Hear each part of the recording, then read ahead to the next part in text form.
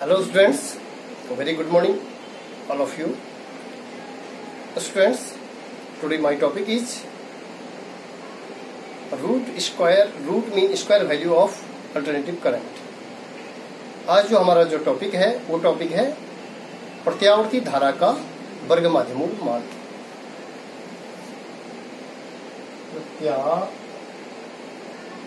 प्रत्यावर्ती धारा का वर्ग माध्यमूल मान, जिसको कहते हैं रूट, इंग्लिश में कहते हैं root square mean value of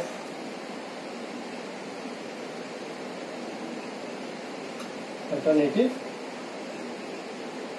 current. और root square mean value of alternative current, प्रत्यावर्ती धारा का वर्ग माध्यमूल मान।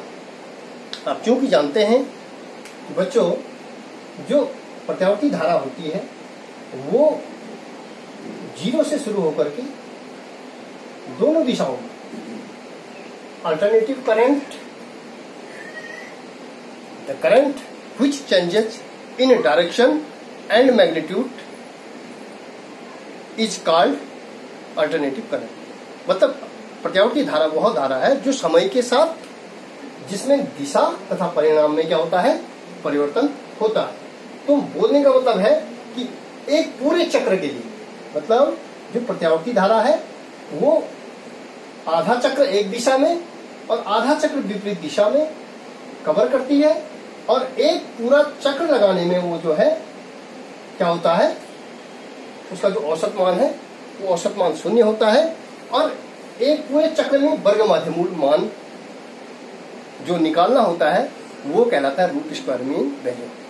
किसी भी प्रत्यावर्ती धारा का जो वर्ग माध्यमूल मान उसको कहते हैं कि प्रत्यावर्ती धारा का पूरे चक्र में, प्रत्यावर्ती धारा का पूरे चक्र में वर्ग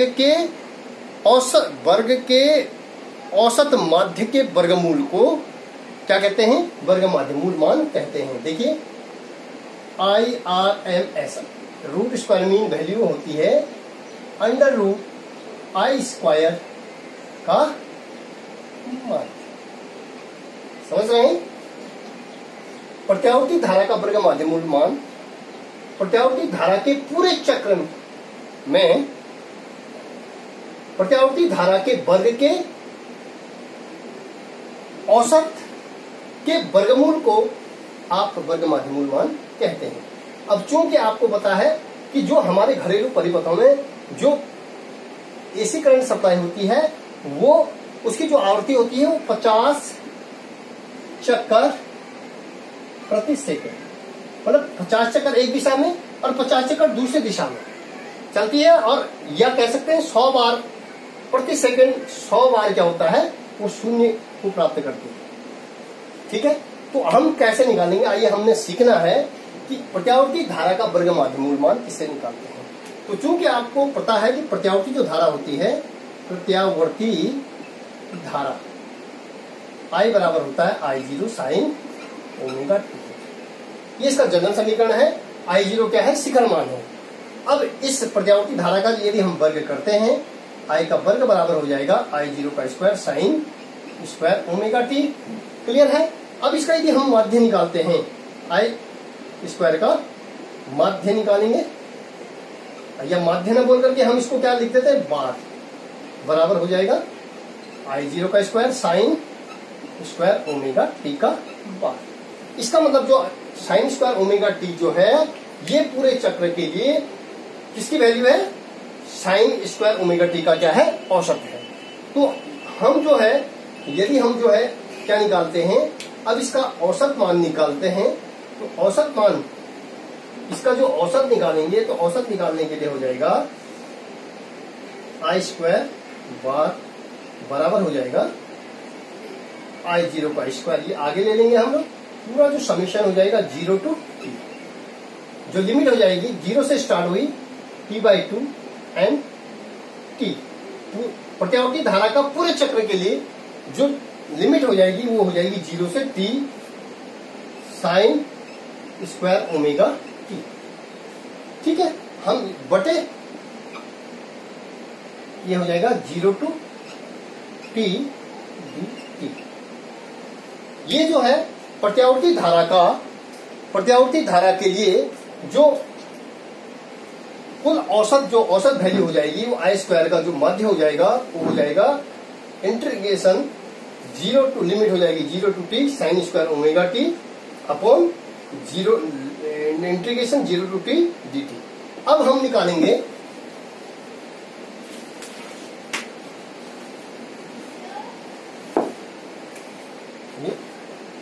आई स्क्वायर का जो बार हो जाएगा वो आई स्क्वायर का बार हो जाएगा।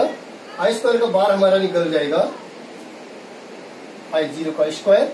अब चूंकि एक ट्रिग्नोमेट्री में हमारा जो सूत्र है, ट्रिग्नोमेट्री में सूत्र है cos 2 थीटा बराबर 1 माइनस 2 साइन स्क्वायर थीटा। ठीक है, ये ट्रिग्नोमेट्री में हम सूत्र पढ़ते हैं। तो ये हो जाएगा इसका, यदि हम पक्षांतर करते हैं इसको 2 साइन स्क्वायर थीटा इधर ले लीजिएगा, 1 माइनस इसका पक्षांतर कर दीजिएगा cos 2 theta mine 2 theta, minus में चला गया, इसलिए साइन स्क्वायर थीटा बराबर हो जाएगा 1 माइनस cos 2 थीटा अपॉन 2। अब साइन स्क्वायर थीटा की वैल्यू हम क्या लिख सकते हैं, 1 माइनस cos 2 थीटा अपॉन 2। अब चूंकि थीटा क्या है हमारा ओमेगा टी है, इसके परिप्रेक्ष्य में तो हम केवल हमारा यहाँ साइन स्क्वायर ओमेगा टी की वैल्यू हमारी 1 minus cos 2 omega t upon 2 लिख सकते हैं यहाँ पे। तो ये हो जाएगा 0 to t 1 minus cos 2 theta या 2 omega t upon 2 dt upon integration 0 to t dt। इस तरीके से हम इसको लिख सकते हैं। ठीक है, अब हमारे पास जो वैल्यू आएगी वो हो जाएगी आई स्क्वायर का जो बार हो जाएगा, मतलब जो औसत हो जाएगा वो हो जाएगा आई जीरो का स्क्वायर 1/2 की हमारा बाहर आ जाएगा। तो इंटीग्रेशन इसको इस तरीके से लिखेंगे 0 टू t, ये हो जाएगा dt इसके साथ, और minus integration 0 to t cos 2 omega t dt upon 0 to t, सीधे से लिख लीजिएगा dt का समाकलन क्या होता है t, और इसकी लिमिट हो जाएगी लोअर लिमिट 0 और t। अब हम इसको जब कैलकुलेशन इसकी करेंगे तो आई जीरो बराबर हो जाएगा आई जीरो का स्क्वायर बटे 2। ठीक है, इसकी जो लिमिट हो जाएगी t और माइनस 0, तो इसको हम t बाहर ले लेंगे तो ये हो जाएगा 2t। ठीक है, अब सीधे से dt का समाकलन यहाँ पे क्या हो गया, t हो गया, और t की जो लिमिट हो जाएगी तो t हो जाएगा और माइनस 0। ये इतनी कैलकुलेशन आप समझते हैं। और इंटीग्रेशन 0 टू t, हाँ यहाँ पे हो जाएगा integration 0 to t cos 2 omega t। अब चूंकि आप जानते हैं integration cos 2 omega t dt का जो समाकलन हो जाएगा minus sine 2 omega t upon 2 omega. ठीक है, ये सूत्र होता है हमारे पास, ये सूत्र हमने लिखा। तो हम लिख सकते हैं यहाँ पे साइन 2 ओमेगा t बटे 2 ओमेगा, इसका जो समाकलन निकल गया cos 2 ओमेगा t का, और ये लिमिट हो जाएगी हमारी 0 टू t। ठीक है, क्लियर हो गया। अब हम आगे इसको फिर सॉल्व करते हैं।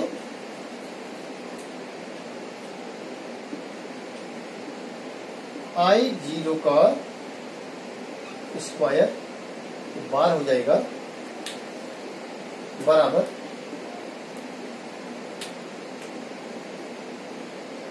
आई स्क्वायर अपॉन आई जीरो का square upon 2t into t minus अब यहाँ पे लिमिट लगा देंगे तो ये हो जाएगा sine 2 omega t upon 2 omega और माइनस क्या हो गया 0 हो गया। ठीक है, अभी ऑलरेडी माइनस से आते हैं तो ये 0 हो गया, तो हम इसको इस तरीके से लिख दिया। अब आपने देखना है, चूंकि आप जानते हैं t बराबर क्या होता है, t बराबर 2 ओमेगा बटे t।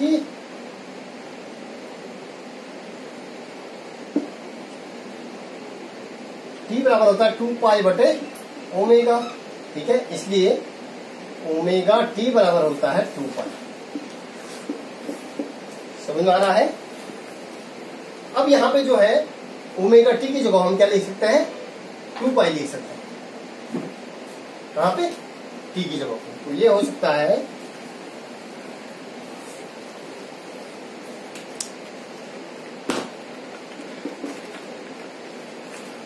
I